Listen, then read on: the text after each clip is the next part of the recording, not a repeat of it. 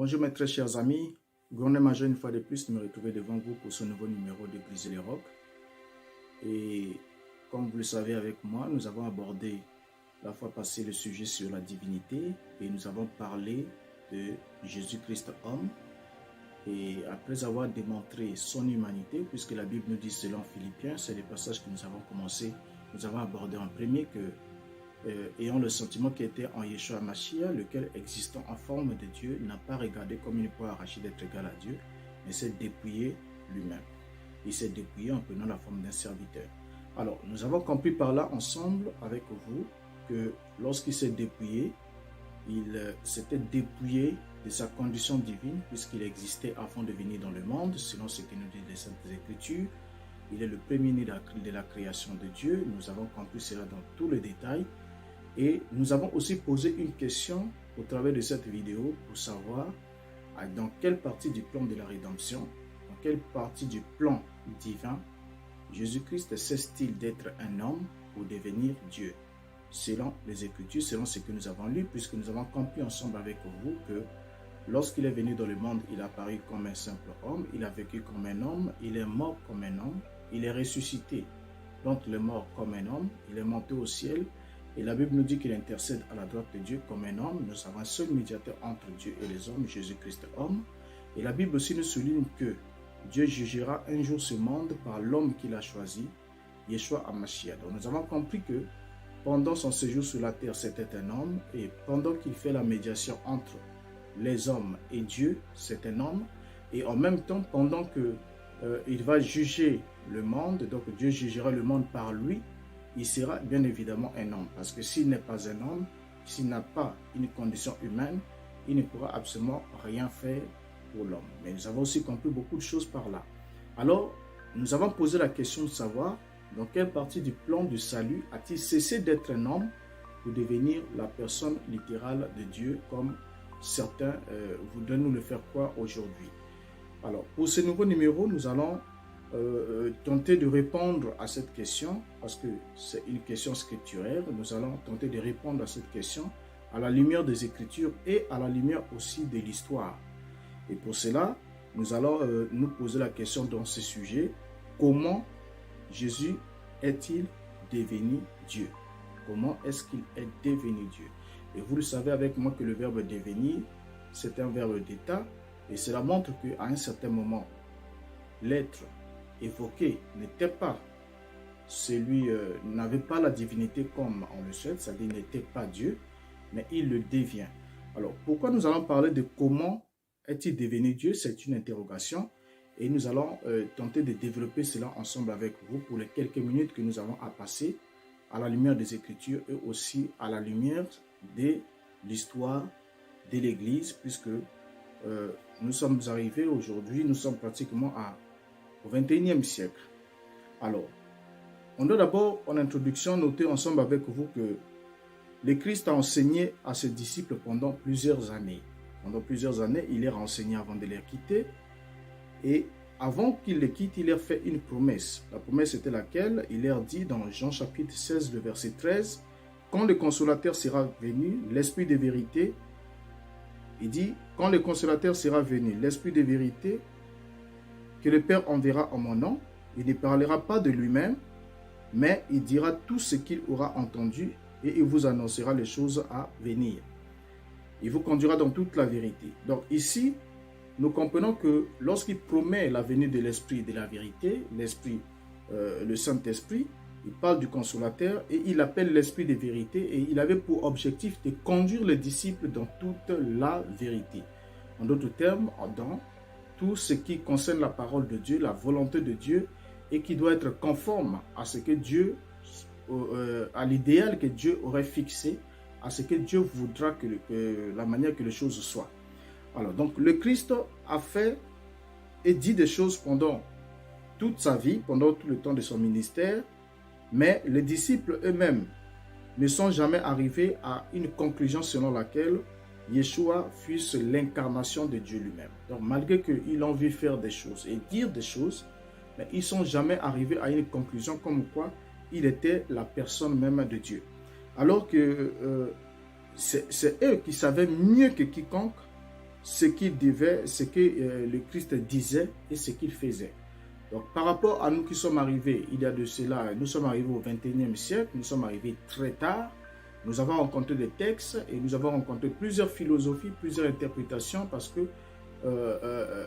l'Église a parcouru le temps, a fait l'histoire, mais ces apôtres, ils étaient des collaborateurs immédiats de Christ. Ils étaient des collaborateurs immédiats, ils savaient ce qu'ils disaient, ils savaient ce qu'ils faisaient, mais ils ne sont jamais arrivés à une conclusion comme quoi ils fussent la personne de Dieu ou l'incarnation de Dieu lui-même.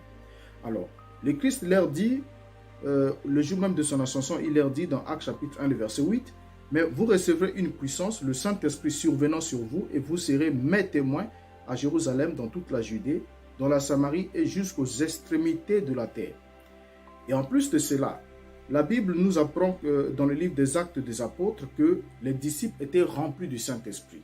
C'est ce que nous apprenons, que les disciples étaient remplis du Saint-Esprit et ils étaient en même temps guidés par ce dernier. Donc ils en sont remplis et ils sont guidés par le Saint-Esprit. En d'autres termes, leur enseignement devait être inspiré par le Saint-Esprit qui était en eux et de même, leur pratique, leur activité et tout ce qu'ils entreprenaient était complètement sous la guidance du Saint-Esprit selon ce que nous disent les Écritures. Alors, si Yeshua avait été la personne même de Dieu, il serait le premier à le savoir. Il serait le premier à le savoir. Mais ce ne fut malheureusement pas le cas. Et ils adoraient Dieu de façon exclusive et sans partage. Donc, lorsqu'ils adoraient Dieu, c'est de façon exclusive et c'était sans partage. Pourquoi? Parce qu'ils avaient la connaissance. Ils avaient acquis la connaissance de Dieu. C'était pour cet objectif même que Yeshua était venu. Il leur a dit, je leur ai fait connaître ton nom et il a même défini la vie éternelle comme étant la connaissance du seul vrai Dieu et de celui qu'il a envoyé, Yeshua HaMashiach. Alors, le livre des Actes des Apôtres que nous allons prendre ici, en premier lieu, puisque c'est ce livre qui nous relate comment les disciples ont passé l'expérience du Saint-Esprit et comment est-ce qu'ils ont commencé à marquer leur premier pas, qu'est-ce qu'ils ont enseigné, comment ils ont organisé la vie même de l'Église. Et c'est là que nous allons retrouver un peu beaucoup d'éléments qui pourront nous permettre d'élargir notre éclairage. Alors, le livre des Actes des Apôtres nous détaille les activités des disciples pendant les 3 décennies qui ont suivi l'ascension de Christ. Alors, durant tous ces 30 ans que les disciples ont eu à passer sur la terre, ils n'ont fait aucune référence à Yeshua comme étant l'incarnation de Dieu durant tous les livres. Parce que le livre des Actes des Apôtres nous rapporte la vie, les activités de l'Église, des apôtres, durant 30 ans. Donc nous avons 3 décennies, donc depuis l'ascension du Seigneur jusqu'à ce que le livre soit écrit, il s'est passé 30 années. Mais durant tous ces 30 années, ils n'ont jamais une seule fois fait référence à Yeshua HaMashiach comme étant la personne même de Dieu ou l'incarnation de Dieu lui-même. Bien au contraire, le vocable Dieu désignait toujours Dieu et jamais Jésus. Dans le livre des Actes, le vocable Dieu, quand vous lisez le livre des Actes des Apôtres, le vocable Dieu désigne toujours Dieu et ça n'a jamais désigné Jésus dans le livre des Actes. Vous pouvez l'ouvrir avec moi et vous chercherez si vous en trouvez un verset qui désigne Jésus, alors faites-le nous savoir même en commentaire, ça pourra aider quelqu'un, ça pourra édifier une personne. Alors, exemple, nous allons prendre des exemples pour illustrer les faits. Pierre, nous savons que Pierre avait reçu les clés du royaume et c'est lui qui s'éleva au milieu des autres frères le jour de la Pentecôte pour faire le discours introductif. Lorsque les hommes ne comprenaient pas ce qui est arrivé, c'est Pierre qui s'est levé pour faire le discours introductif de l'ère messianique, étant sous l'onction même du Saint-Esprit.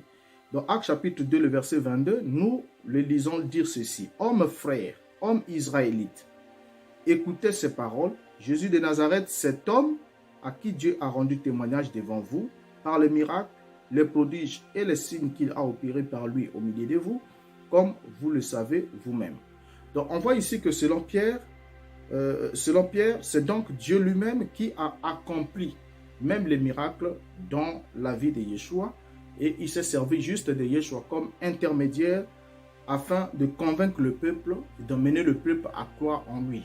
Parce que s'il n'y avait pas de miracles, les Juifs ne pouvaient pas croire. Il fallait faire accompagner Yeshua des miracles que Dieu lui-même a accomplis par lui, comme dit l'apôtre Pierre. et pour que cela puisse amener les gens à croire en Yeshua.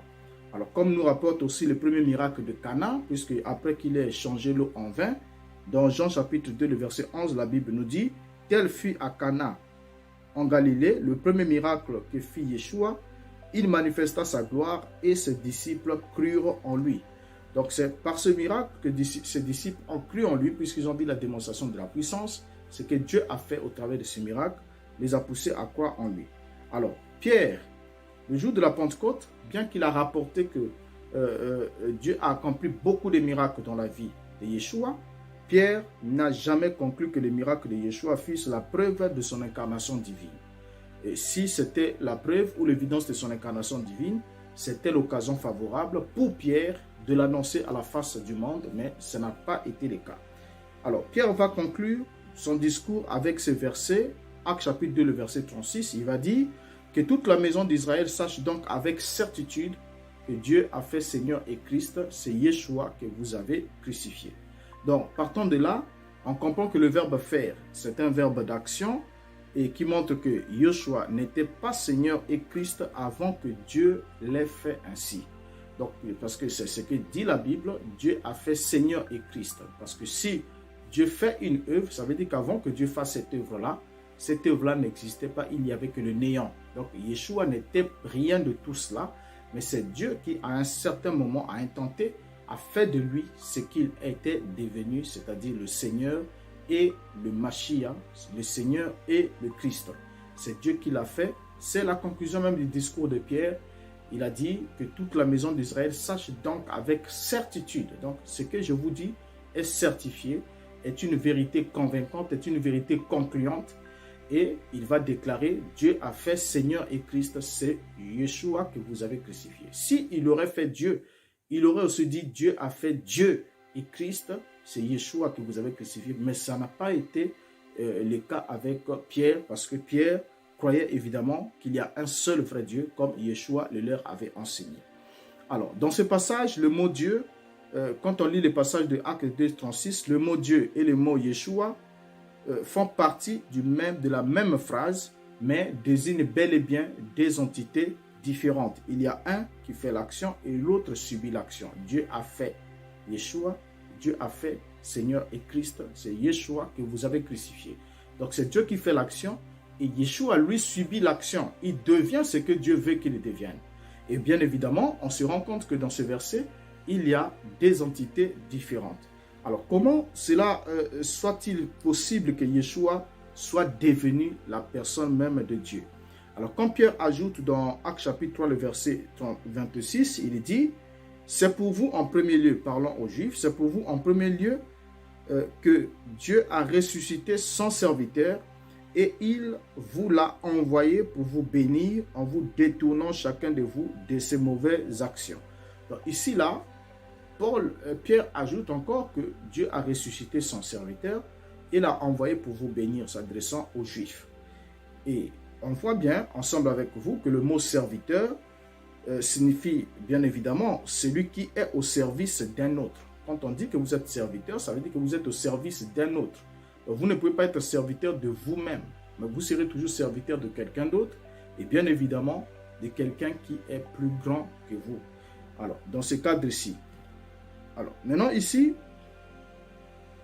le serviteur est celui qui est au service d'un autre. Et puis, le service, comme vous le savez, est un devoir que le devoir que quelqu'un remplit à l'endroit de quelqu'un d'autre.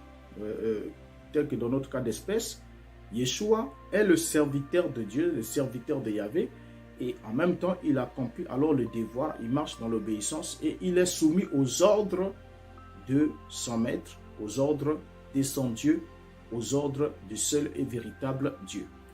Alors, au verset 13, il avait déjà dit, plus haut au verset 13, il avait dit, le Dieu d'Abraham, le Dieu d'Isaac, le Dieu de Jacob, le Dieu de nos pères, a glorifié son serviteur Yeshua.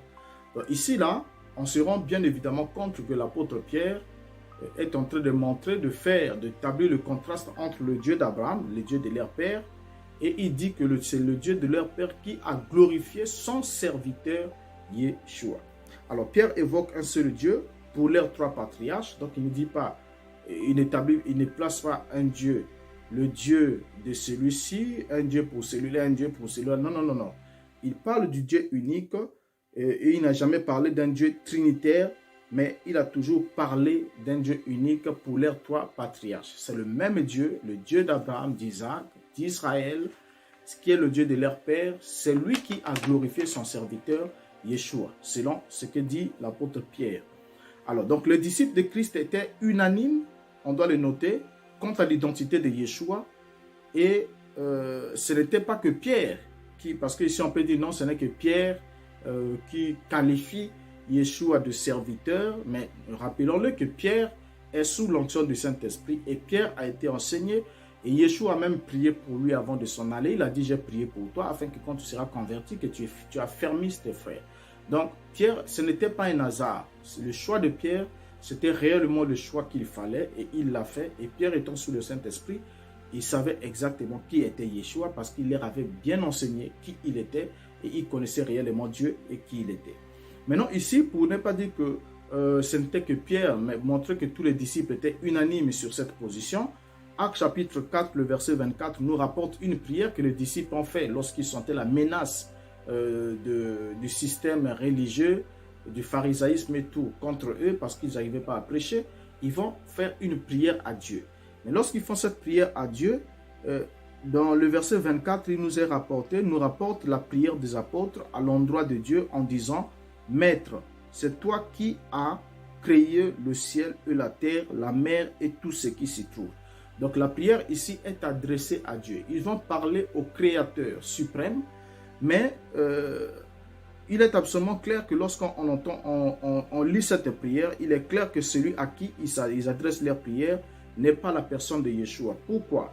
Parce que juste 3 versets plus bas, ils vont parler de Yeshua. Et lorsqu'ils vont parler de Yeshua dans leur prière, ils vont dire ceci.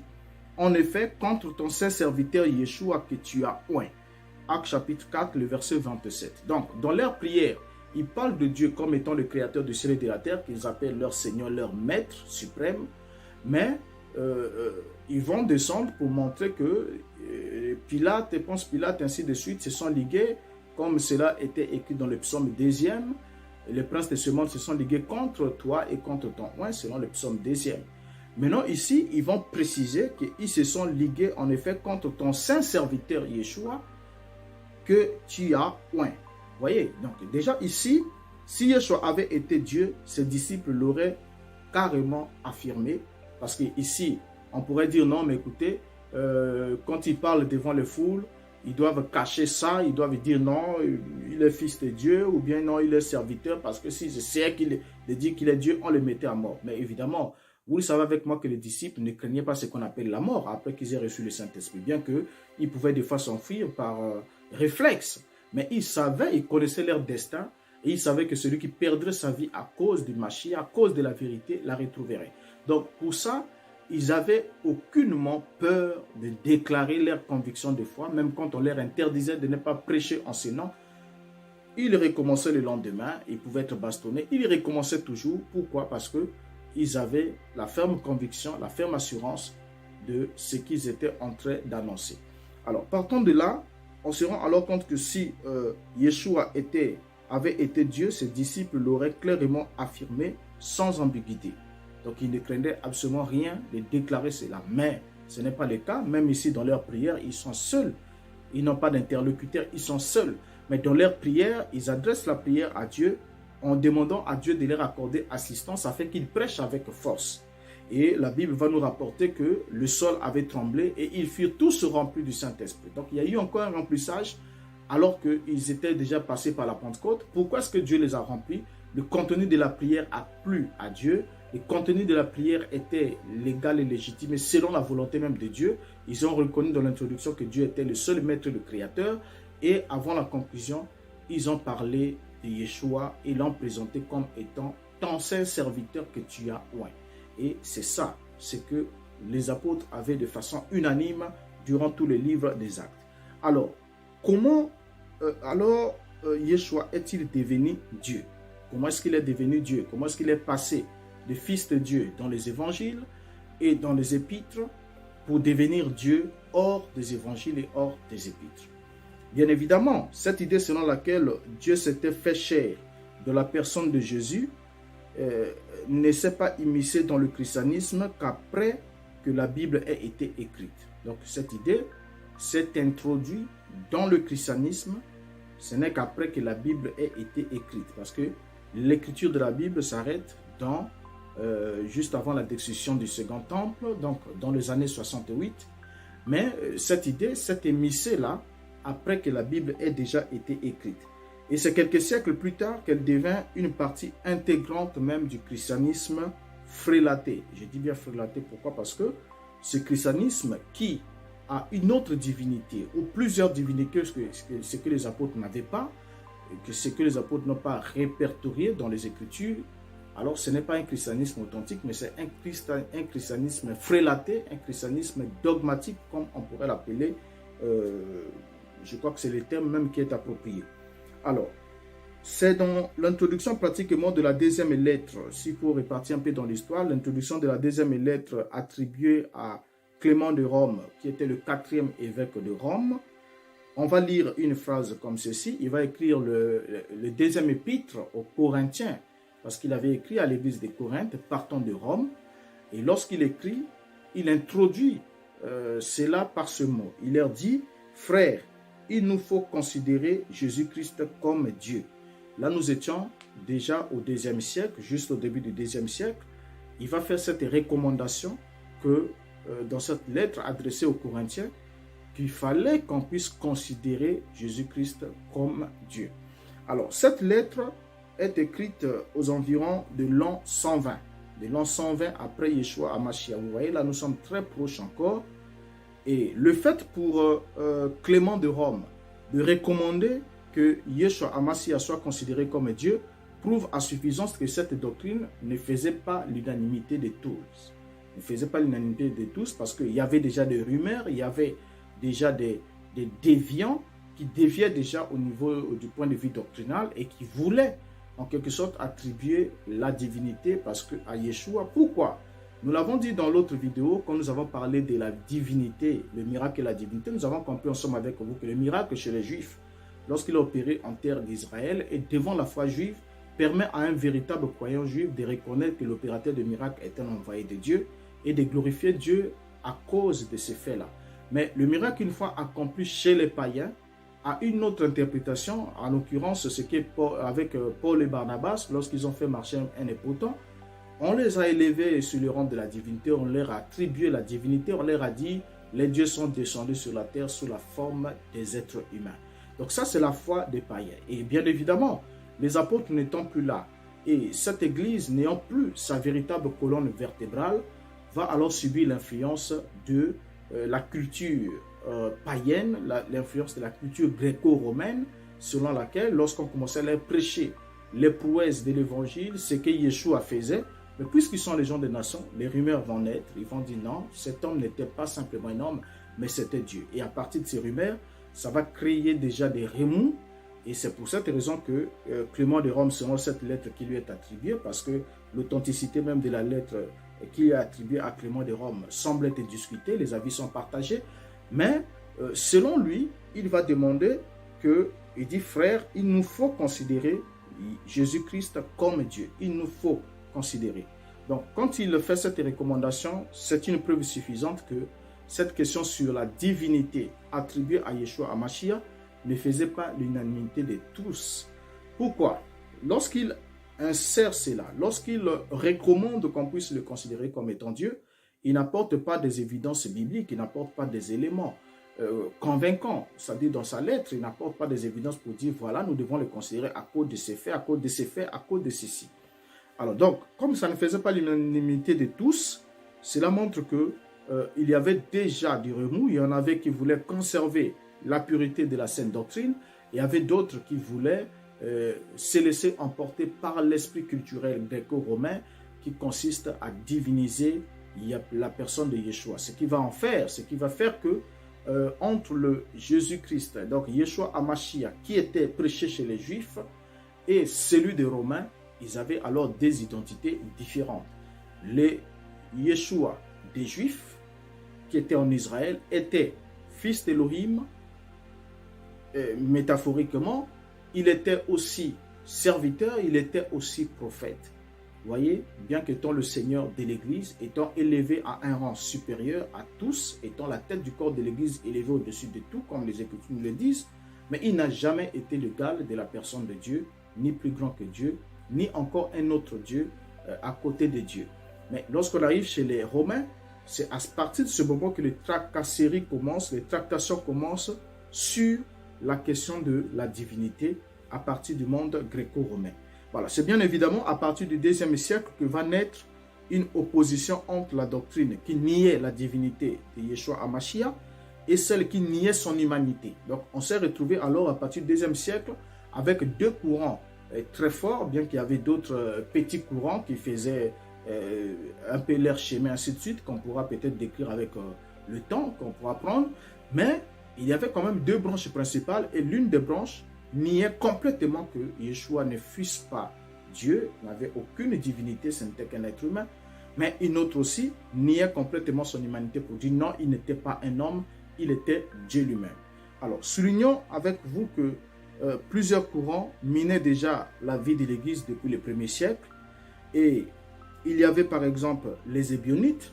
Il y avait les Ébionites, une secte, les Ébionites. Cette secte du premier siècle était farouchement opposée à l'idée de la divinité de Yeshua HaMashiach. Farouchement opposée parce que cette secte promotait le monothéisme principal, le monothéisme strict. Il ne voulait absolument rien savoir sur le fait d'attribuer une divinité à Yeshua, et c'était depuis le premier siècle. Et encore pour une information, la secte était même très opposée aussi aux certains enseignements de l'apôtre Paul, et très opposée aussi à certains de ses lettres, ainsi de suite, parce que ils ont même traité Paul de tous les noms, selon eux, parce qu'ils se disaient que les enseignements tendaient à vouloir en quelque sorte, affaiblir la divinité, à vouloir affaiblir complètement le monothéisme tel qu'il était enseigné dans les Écritures. Alors, ils étaient les partisans d'un christianisme judaïsant extrémiste. Donc, ils croyaient au Mashiach, mais ils ne croyaient pas en lui, selon les invectives de Rome, selon les interprétations qui venaient alors en contradiction avec les textes. Et c'est bien évidemment ce genre d'esprit qu'ils avaient, c'est le même genre d'esprit qu'avaient les disciples des Bérets, qui même quand ils écoutaient Paul et Barnabas et Silas les prêcher, la Bible dit qu'ils recevaient la parole avec beaucoup d'empressement, mais ils examinaient chaque jour les Écritures pour voir si ce qu'on leur disait était exact. Donc ils voulaient rester fidèles à ce qui était réellement écrit. Ils avaient le sentiment plus noble que ceux de Thessalonique. Alors, ici, là, les Ébionites mettaient plus l'accent. Il mettait pratiquement en cause les deux premiers chapitres du livre de Matthieu. Quand il lisait les deux premiers chapitres du livre de Matthieu, il les mettait en cause et réfutait complètement la naissance virginale. C'était une secte du premier siècle. Il réfutait la naissance virginale. Il disait que non, les deux premiers chapitres du livre de Matthieu, il croyait au livre de Matthieu, mais les deux premiers chapitres, il disait non, nous ne croyons pas aux deux premiers chapitres. Pourquoi? Parce que les informations qui sont données sont fausses. Bon, bien évidemment, comme par exemple l'information qui rapporte que, afin que s'accomplisse ce qui a été annoncé par le prophète, Ésaïe le prophète, la Vierge concevra. Ils ont dit non, ils prennent les textes. Ésaïe n'avait jamais parlé de la Vierge. Il n'avait pas utilisé les mots hébreux pour parler de la Vierge. Il avait utilisé les mots hébreux pour parler de la jeune fille ou de la jeune femme. Et alors, lorsqu'on a traduit l'Ancien Testament de l'hébreu en grec, les Grecs n'ont pas deux mots différents pour parler de la Vierge et de la jeune femme. Ils vont parler de Parthénos. Et lorsque Matthieu va écrire, Matthieu ne prend pas la référence au niveau des textes hébraïques, mais il prend la référence au niveau des textes grecs. Et partant de là, on va retrouver dans Matthieu, afin que s'accomplisse la prophétie, la promesse qui dit « une vierge concevra ». Donc, ils avaient beaucoup de problèmes comme ça, et ils ont rejeté complètement les deux premiers chapitres, et ils ont rejeté aussi la naissance virginale. Ça, c'était les Ébionites. Là, nous sommes encore au 1er siècle. Donc, ceux-là, c'était ceux qui défendaient complètement bec et ongle, qui régnaient complètement que Yeshua n'avait rien de divin, il n'était qu'un homme, simplement un homme. Alors, pour faire le contrepoids envers eux, il y avait alors une autre secte aussi qui s'était élevée pour dire non, il était pleinement la Dieu et Dieu, il était divin. Alors, à ce moment-là, on va alors se rendre compte que selon Yeshua, voyez, selon eux, pratiquement selon les Hébronites, puis on est encore sur leur cas, selon les Hébronites, Yeshua était le fils de Marie et de Joseph et qu'il avait si bien obéi à la loi de Dieu que Dieu était obligé de le choisir. Donc Dieu l'avait choisi le jour de son baptême lorsqu'il reçut le Saint-Esprit. Parce qu'ils ont dit, lorsqu'il avait dit, celui-ci est mon fils bien-aimé en qui j'ai pris plaisir, ils ont dit c'est là que Dieu l'avait choisi parce qu'il avait trouvé qu'il était très pieux, il avait vraiment obéi à la loi et à la Torah. Il fallait que Dieu le choisisse et Dieu l'a choisi et il est devenu le choisi de Dieu. Donc ils ont nié complètement la naissance virginale et selon eux encore, la croyance à la divinité de Christ était incompatible au monothéisme strict, au monothéisme pur. Ça c'était toujours selon les Hébronites. Alors, d'un autre côté aussi, il y avait les gnostiques. Il y avait les gnostiques. Les gnostiques, pour eux, le Christ devint homme, le Christ divin vint à la personne de Jésus le jour du baptême, parce que pour les gnostiques, il y a une différence entre Jésus. Jésus était né un homme et le Christ est venu en Jésus le jour de son baptême. Quand l'Esprit descendait du ciel, ils ont dit c'était l'incarnation de Christ. Et il est demeuré Christ de son baptême jusqu'avant la crucifixion. Et précisément au jardin de Gethsemane, pendant qu'il priait, quand la sueur devient comme des grumeaux de sang qui tombaient à terre, c'est là qu'il a subi son désincarnation, le Christ l'a quitté, afin qu'il meure complètement comme un homme. Ça, c'était le courant gnostique. Là, nous sommes d'abord dans le 1er siècle. Alors, c'est pratiquement au 2e siècle que vinrent les modalistes. Les modalistes vont venir au 2e siècle, et eux, de leur côté, enseignaient aussi beaucoup d'autres choses, mais leur enseignement principal était sur le point, statué sur le point selon lequel le Fils et le Saint-Esprit sont les deux modes de manifestation du Père. Ça, c'est les modalistes.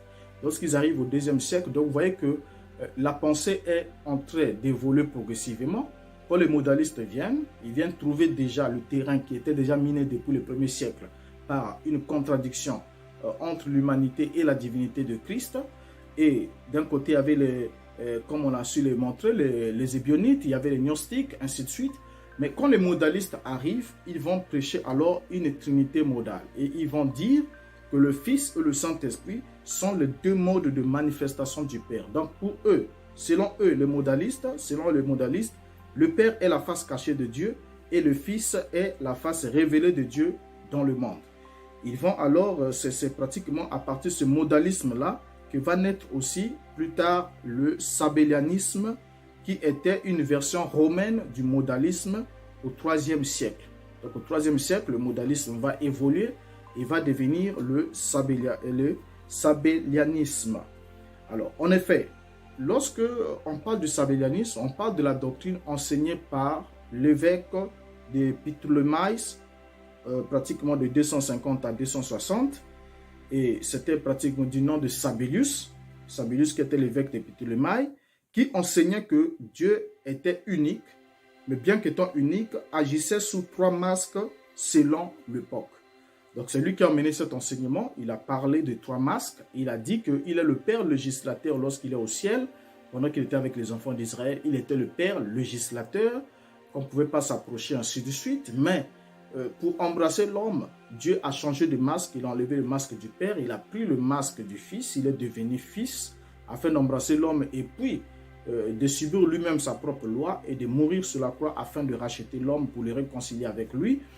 Et après qu'il ait accompli l'acte de la croix, il s'est révélé alors sous un autre masque, celui du Saint-Esprit, pour transmettre la vie, pour vivre alors dans le croyant. Donc il a vécu dans le ciel, ensuite il a vécu dans son Fils, ensuite il vit dans le croyant. C'est le même Dieu qui ne fait que changer de masque. C'est un enseignement qui date du 3e siècle, prôné par Sabellius.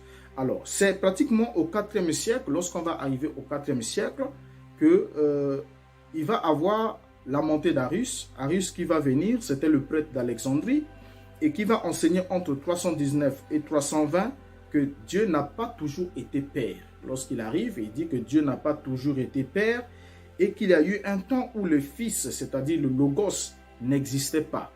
Et partant de ce moment, ça va emmener tous les soulèvements possibles. Vous voyez déjà d'où nous sommes partis avec la conception de la divinité, parce que notre sujet, c'est comment Yeshua HaMashiach est-il devenu Dieu? Comment est-ce qu'il est devenu Dieu? Et nous voyons là, nous sommes en train de survoler un peu l'histoire ensemble avec vous, pour qu'on arrive jusqu'à ce que nous retrouvons ce que nous avons aujourd'hui, la conception des enseignements que nous avons aujourd'hui dans leur forme pratiquement finie, mais qui n'ont pas de ramifications dans la Bible. Alors, à partir de ce moment, lorsque Arius arrive, Arius commence à démontrer que Dieu n'a pas toujours été Père, et il y a eu un temps où le Fils n'existait pas, puisque le Fils n'existant pas et que Dieu existant seul, le Fils en ayant eu un commencement, ça veut dire qu'il y a eu un moment où Dieu n'était pas Père, puisque le Fils et le Logos n'existaient pas. Il y a eu aussi un moment où le Logos n'existait pas, et il y a eu un moment où il est venu à l'existence en tant que Fils. Alors, il soutient que le Logos est seulement l'une des nombreuses puissances créées par Dieu. Ainsi, le Fils n'est pas véritablement Dieu. Selon Arius, il va soutenir que le Fils n'est pas véritablement Dieu. Ce n'est que l'une des puissances créées par Dieu, bien qu'elle avait la primogéniture, étant le premier-né de la création. Ainsi, le Fils n'est pas véritablement Dieu et il est d'une substance différente à celle du Père, dont il est la première créature. Ça, c'est ce que Sabellius et ce que Arius a soutenu à partir du IVe siècle. Alors, il soutient aussi que l'unique vrai Dieu est le Père inengendré, ajoutant que la substance constitutive du Père, du Fils et du Saint-Esprit sont séparées et totalement dissemblables. Il dit qu'ils sont des substances séparées. Le Père est d'une autre substance, le Fils d'une autre, le Saint-Esprit aussi d'une autre, et leurs substances sont dissemblables. C'est-à-dire qu'on ne peut pas en faire une seule substance. Donc la monosubstance ne pouvait pas exister, ne pouvait pas y aller, puisque les autres sont le produit du premier. Le premier, lui, il n'a jamais été engendré, mais c'est lui qui a engendré les autres, c'est lui qui a créé les autres. Alors, pour garder la cohésion et l'unité de l'Empire, lorsque Arius est arrivé avec cet enseignement, alors que l'Empire baignait déjà dans la succession de ce que nous avons vu précédemment, le 1er siècle, le 2e, le 3e siècle, et là nous sommes arrivés au 4e siècle, et il y avait alors une querelle, il y avait un problème, l'Empire était menacé, ainsi de suite, dans sa culture et au niveau de l'Église. Alors Constantin, dans le souci de garder la cohésion et l'unité de l'Empire, il va alors convoquer le concile de Nicée en l'an 325. C'était pour régler le problème de la conception ou de l'enseignement d'Arius, qu'il trouvait être en contradiction avec ce qui était déjà établi, qui existait là, les enseignements qu'ils avaient précédemment.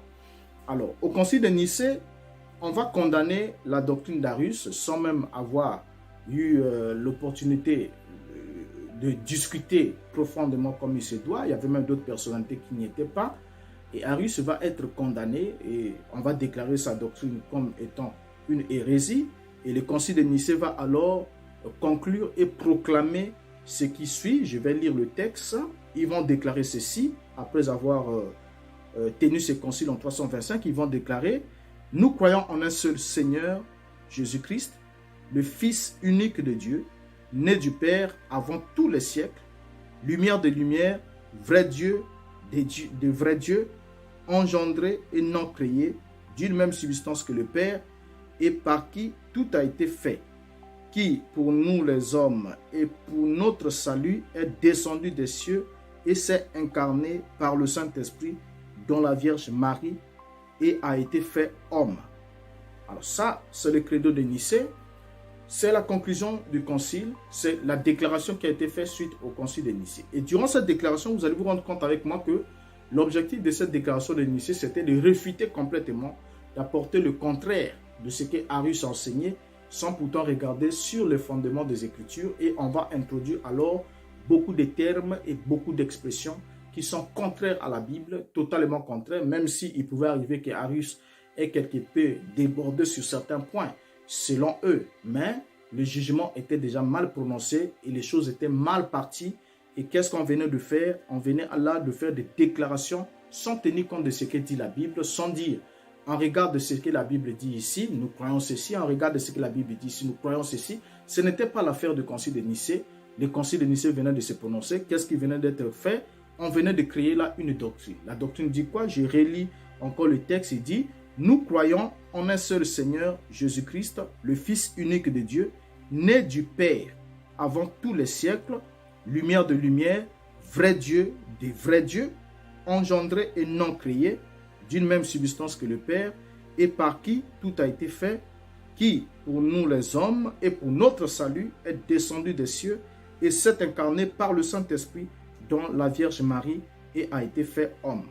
Alors, vous voyez que ce genre de déclaration, si vous suivez très bien le parcours des choses, vous allez retrouver ces esprits, ces choses qui sont devenues, parce que quand ça commence, c'est d'abord un oui-dire, c'est des rumeurs. Après, ça passe de rumeurs, après, ça devient quoi? Des enseignements, et après les enseignements, ça devient une doctrine, et là, on en fait un dogme, et puis c'est établi comme tel, et on les reconnaît alors comme étant une vérité. On n'a plus le temps de regarder les sources, qu'est-ce qui a permis que cela soit produit. Mais les gens commencent alors à le confesser et à le suivre comme si c'était la vérité. Alors, après le concile de Nicée, bien que le concile de Nicée avait condamné Arius, mais Arius n'était pas complètement mis hors jeu après son exil. L'histoire nous montre qu'il avait encore repris et puis son enseignement avait encore fait son chemin. Et malgré l'insistance, malgré les décisions du concile de Nicée, parce qu'au niveau de Nicée, Constantin avait pris des mesures très fermes. Il avait demandé qu'on détruise tous les livres d'Arius, qu'on détruise tous ses enseignements et que quiconque était trouvé en possession d'un seul document portant les enseignements d'Arius devait finir par être brûlé, parce qu'il fallait que chaque citoyen du royaume brûle ces documents. Et si on trouve ces documents chez vous, alors vous serez brûlés ensemble avec ce document, et ainsi de suite. Donc il y avait une persécution et autres, mais malgré cela, la position d'Arius était quand même soutenue par d'autres, et même d'autres empereurs qui sont arrivés avaient encore penché vers cette position. Alors, va arriver alors en l'an 428, Nestorius, le patriarche de Constantinople. Lorsqu'il va arriver, qu'est-ce qu'il va faire? Il arrive sous la nomination de l'empereur Théodose II, et lui, il va refuser d'attribuer à Marie le titre de mère de Dieu. Lorsqu'il va refuser d'attribuer à Marie le titre de mère de Dieu, c'est-à-dire Théotokos, il va dire ce n'est pas possible que Marie soit la mère de Dieu, parce que elle est la mère de l'homme Jésus. Ça, c'est Nestorius qui va s'élever contre le titre attribué à Marie, celle de la mère de Dieu, puisque le concile de Nicée fait de Jésus Dieu, de vrai Dieu, engendré et non créé, jusqu'à ce que, on a lu jusqu'à la fin. Alors, si Jésus est Dieu, de vrai Dieu, Dieu engendré et placé dans le sein de Marie par le Saint-Esprit, alors Marie devient automatiquement mère de Dieu. Quel Dieu? Dieu le Fils, bien évidemment. Et à ce moment-là, lorsque Nestorius arrive, il rejette complètement cette affirmation pour dire les Théotokos, ça ne marche pas, parce que Marie ne peut pas être la mère de Dieu, mais il reconnaît quand même que Marie est la mère de Christ. Il dit on peut lui attribuer le titre de Christotokos, mais jamais de Théotokos, parce que c'est pas évident. Il se disait que si Jésus est Dieu et que Marie était la mère de Dieu, alors la créature avait enfanté son créateur. Il dit ça, c'était l'absurdité absolue. Mais malheureusement, il a été aussi condamné au concile d'Éphèse en juin 431. On condamna sa doctrine et on déclara fortement que Jésus-Christ est vrai Dieu et vrai homme. Donc vous voyez que on est passé du concile de Nicée. Dans le concile de Nicée, on a parlé de vrai Dieu, de vrai Dieu engendré et non créé, malgré ce que l'apôtre Paul dit, malgré ce que la Bible dit, malgré ce que lui-même disait, je suis le premier-né de la création, le commencement de la création de Dieu. Malgré tout ça là, le concile n'avait pas tenu compte de tout ça. Et on va encore souligner un élément important avec vous, c'est que pendant que l'Église était dans ce siècle passé, les textes sacrés étaient conservés au niveau de l'Église et n'étaient pas comme nous les avons aujourd'hui, parce que c'est avec l'arrivée de l'imprimerie qu'on pouvait facilement avoir les textes au bout des doigts et les avoir partout, comme chacun peut aujourd'hui s'acheter sa Bible, ainsi de suite. Mais ça n'a pas été le cas à cette période.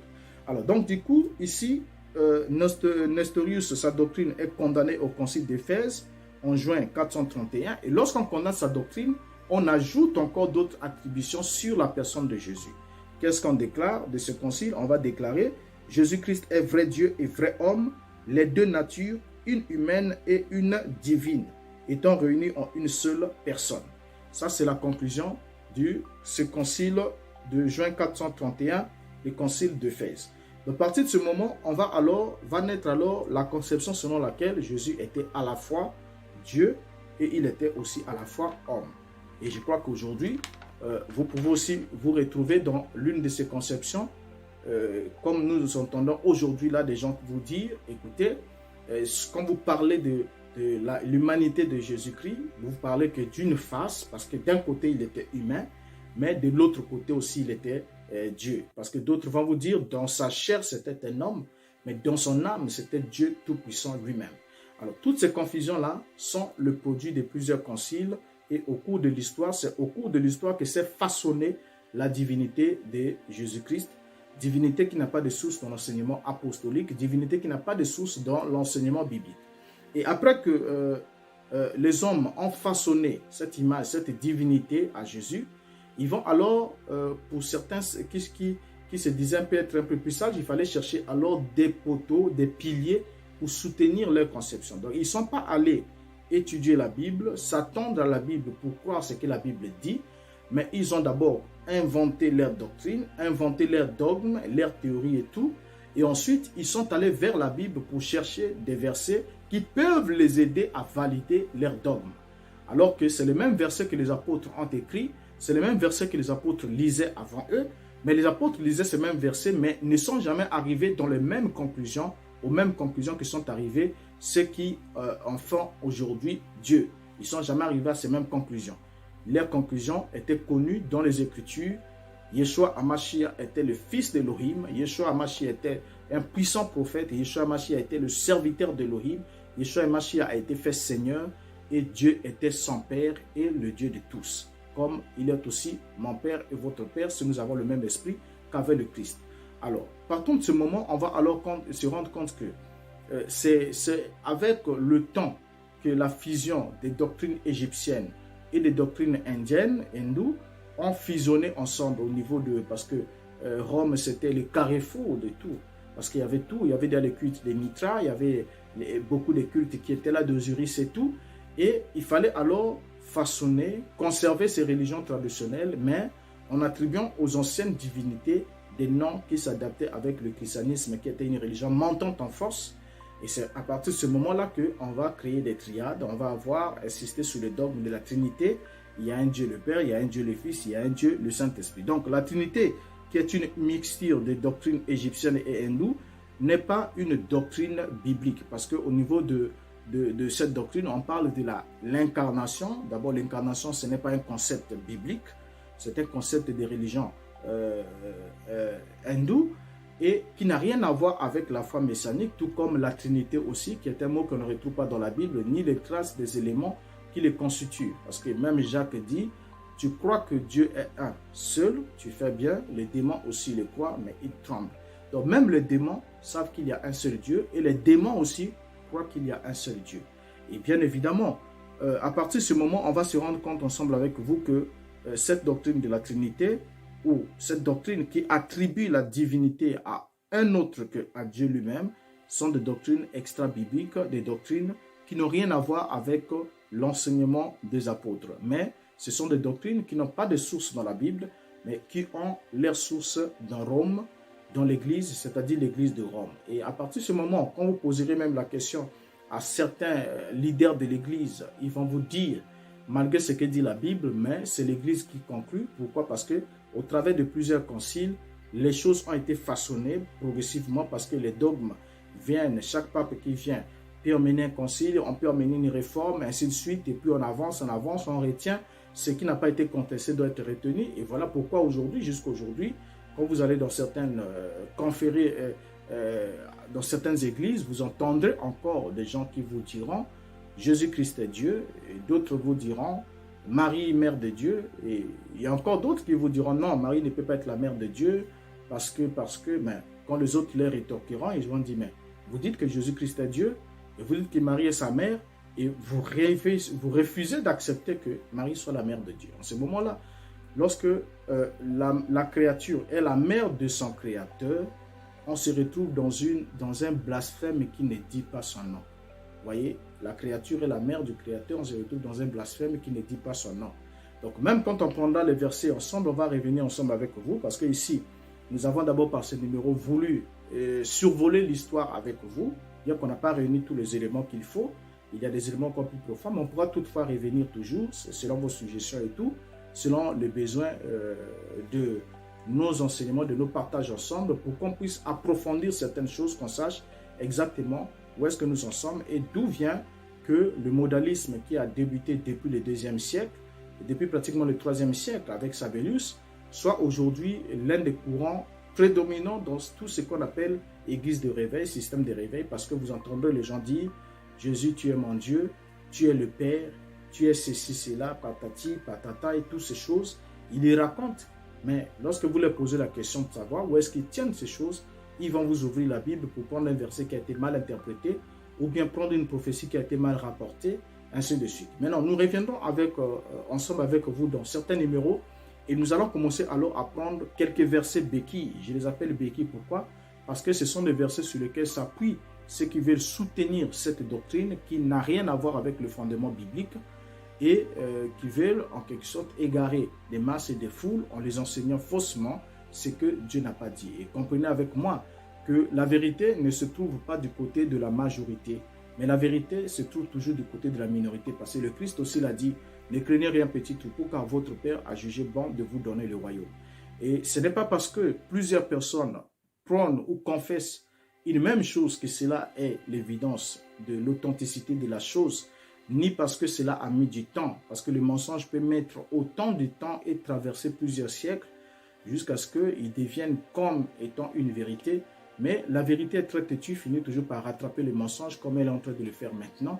Et je crois que ceux que Dieu a destinés à la vie sont en train de regarder, de prendre conscience et de comprendre d'où viennent les choses. Alors, on reviendra encore avec d'autres vidéos, peut-être un verset par vidéo ou comment, selon l'ampleur du verset, peut-être 2 ou 3 versets par vidéo, ça dépendra. Les versets sur lesquels les gens s'appuient, il y a beaucoup de versets. Moi et le Père, nous sommes un. Celui qui m'a vu a vu le Père. Ou encore, il y en a beaucoup. Ésaïe 9, 5. Voilà, l'enfant lui sera appelé Père éternel. On prendra tous ces versets-là comme 1 Jean 5, 20. On les prendra comme Romains 5. On les prendra et on va étudier tous ces versets ensemble avec vous à la lumière des Écritures.